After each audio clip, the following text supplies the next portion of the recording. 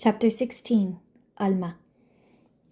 I hadn't uttered a word to anyone about finding the boy with Maribel.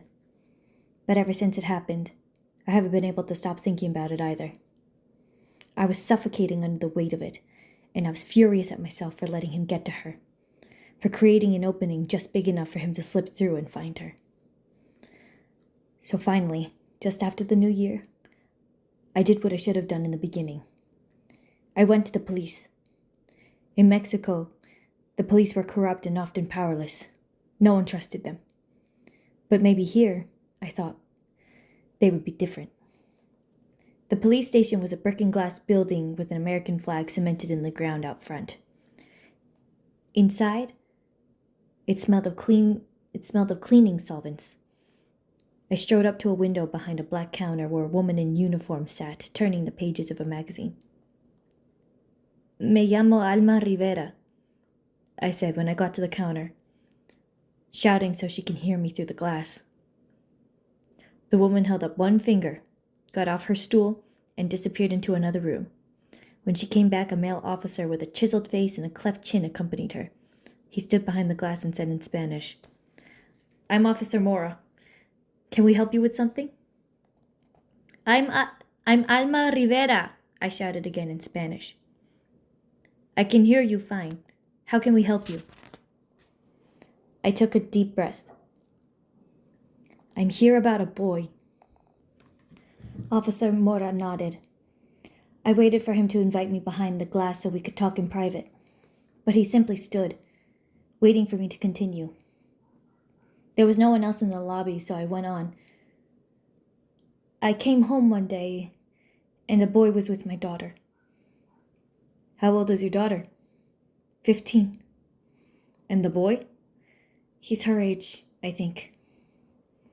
"So a teenage boy was with your teenage daughter?" Officer Mora said. "He had her against the wall of our building." "Did he assault her?" Officer Mora asked. "He had her against the wall," I said again. "Did you see him punch her or kick her, physically harm her in any way?"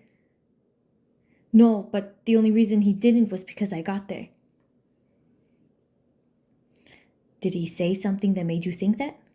"No, but he came for my daughter," I said again, frustration burning through my throat. "Maybe she's friends with him." "No. In our experience, parents don't always know what their teenage children are up to." "You don't understand," I started. I had the urge to tell him about her brain injury, but I didn't want his pity. I only wanted his help. Officer Mora planted his hands on the counter behind the window.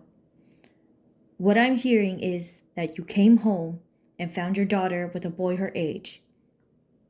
That's all you know. Is she a pretty girl?" "He looked at us when we went to the gas station," I said. "Who, the boy?" "He was staring at my daughter." "Staring at her? Señora Rivera, that's not criminal." "He had her shirt up," I said. Shame had kept me from revealing it sooner. I didn't want anyone, not even the police, to envision Maribel that way. Officer Mora's expression changed. "When?" "When I found them the other day." "You saw him pull her shirt up." "No, but..." "So she might have done it herself?" "She's not like that."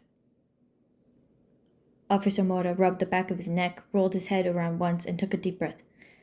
"Señora," he said through the glass, "this is a police station. We don't deal with teenage relationships here. Unless he assaulted her in some way, or unless he made some kind of verbal threat, there's nothing we can do." I stared at him in disbelief. "I thought you would help her." Officer Mora sighed, as if it were a great exertion to have to deal with me any longer. He said, "We can't protect her from a boy who, honestly, probably just has a crush on her. That's your job." In English, he said something to the woman officer, who shook her head before flipping another page of her magazine. I was a fool, I realized, to believe that they would care about any of this.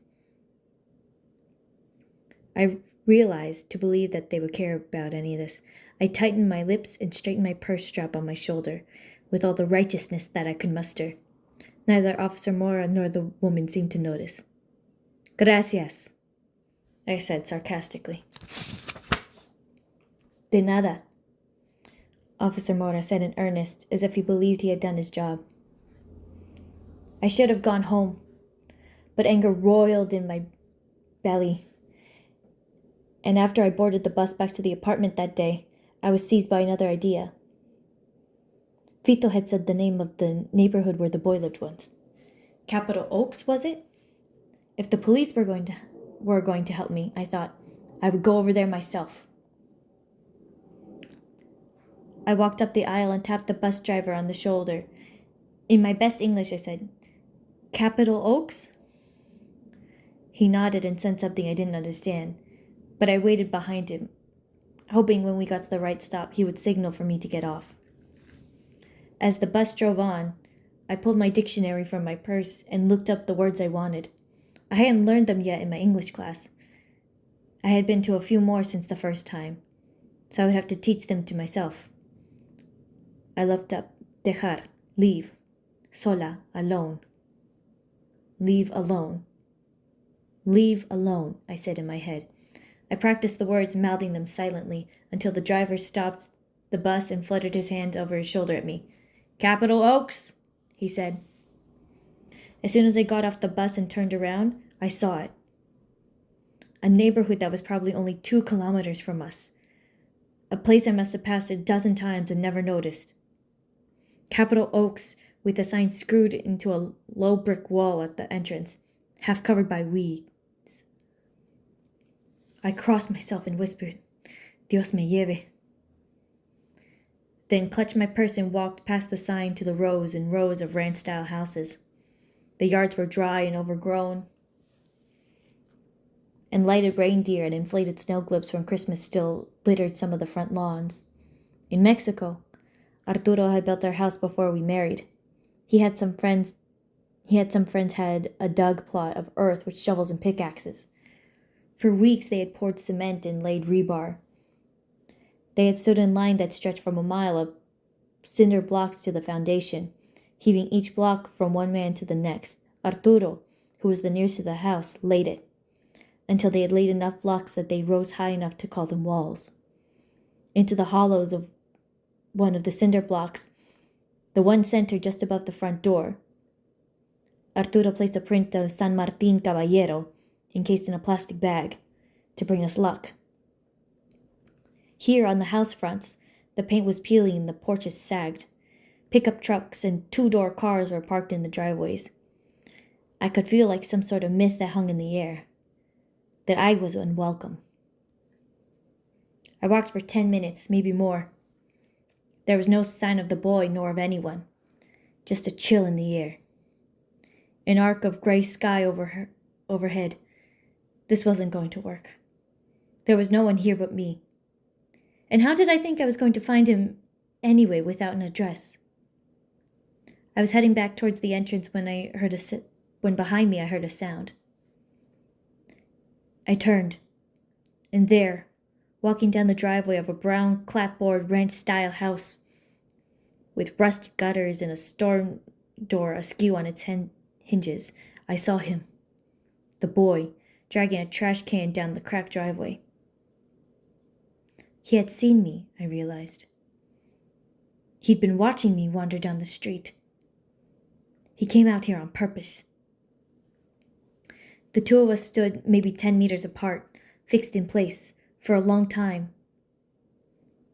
Finally, the boy stood the trash can upright. He walked closer, and I felt the world constrict, my heart pulsing against my ribs.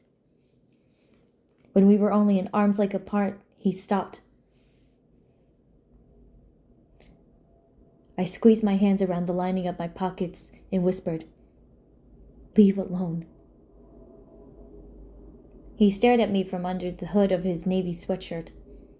From somewhere in my depths, somewhere beyond where I knew I could reach, I summoned enough courage to say it again, louder this time. "Leave alone." The boy locked his eyes on me and said something I didn't hear. He repeated it, and the second time I understood. "Go home," he said. I knew those words, and I knew by the way he said them that he didn't mean I should go back to the apartment. He lifted one hand and pointed it at my face. He took a step forward and touched his fingertip to my cheek, to the bone that curved just under my left eye. He twisted his hand 45 degrees and cocked it like a gun. 3 fingers drawn back, his thumb in the air, let a burst explode from his lips. His warm breath like a ball of fire against my face. "Comprende?" he said. I felt lightheaded. I didn't know what to do. I wanted to leave. I wanted to run out of there and never see the boy again. But my feet were like dead weight. "Move," I told myself in my head. "Go, Alma." I turned around and forced myself to start walking, listening for the sound of his footsteps, bracing myself for him to run up and shove me from behind or knock me down or do whatever he was going to do. But there was only the swish of my jeans as my legs scissored past each other until I got to the main road. I was on edge for the rest of the day. The encounter with the boy sticking to me like burrs pricking at my skin. I couldn't shake it off. When Arturo and I sat together at the kitchen table that night, I was quiet and preoccupied, staring into my cup of tea. Only the sound of knocking on the radiator. I could feel Arturo looking at me. I knew he could tell something was wrong, but unlike last time, he didn't ask what it was. I ran my fingers around the rim of the mug. Arturo cleared his throat and took another sip of tea. I lifted my eyes enough to watch him raise it to his mouth, to see his hands around the lacquered clay, those rough hands. The onion-thin peels of skin around his thumbnails where he had bitten them. The scrapes on his knuckles where they rubbed against the top of the crate when he pulled mushrooms out from the soil inside. I saw the drooping neckline of the Baltimore Orioles sweatshirt we had bought from the Goodwill store and that he wore around the house. The field of dark stubble along his jaw. I knew every inch of him, it seemed, and yet, in the last year, we had such trouble finding our way to each other. Before the accident, we had been the happiest people I knew. "No one else," Arturo used to say to me, "has ever been in love like we are. No one else even understands what that word means." We believed we were special. We believed we were indestructible.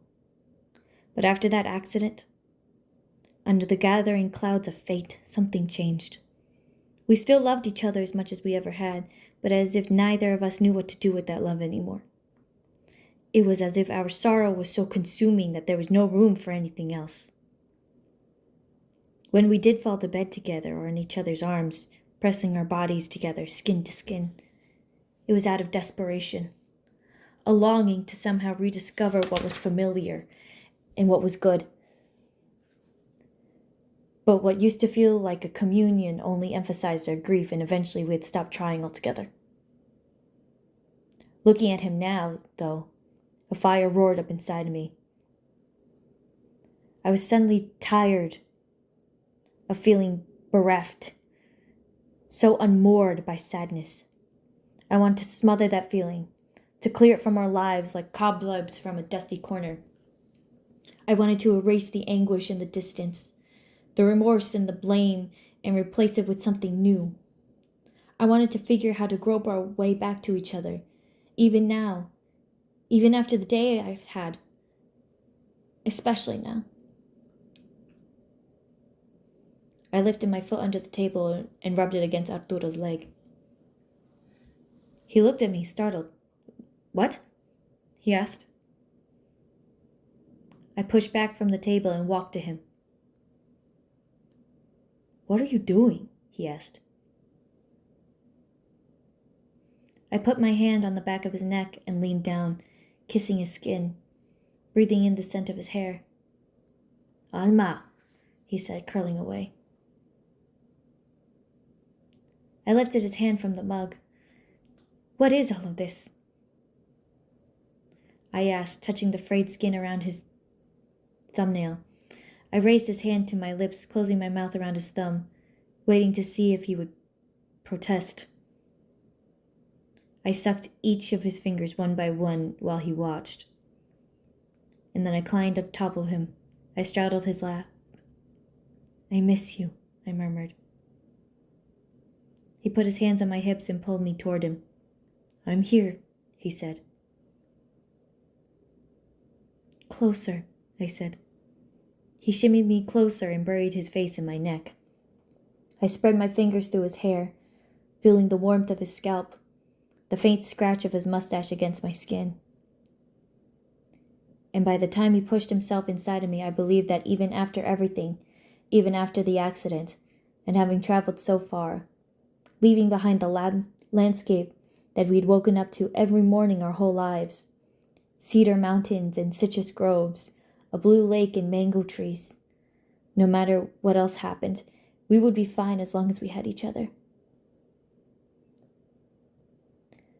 Contigo, la malpa, es rancho y el atole champurrado.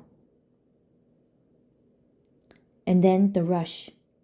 It was as if the whole world sighed, as if every human and every creature and every gas and liquid and speck of dirt and granule of sand and gust of air settled all at once. And it was all right in the universe. If only for that moment.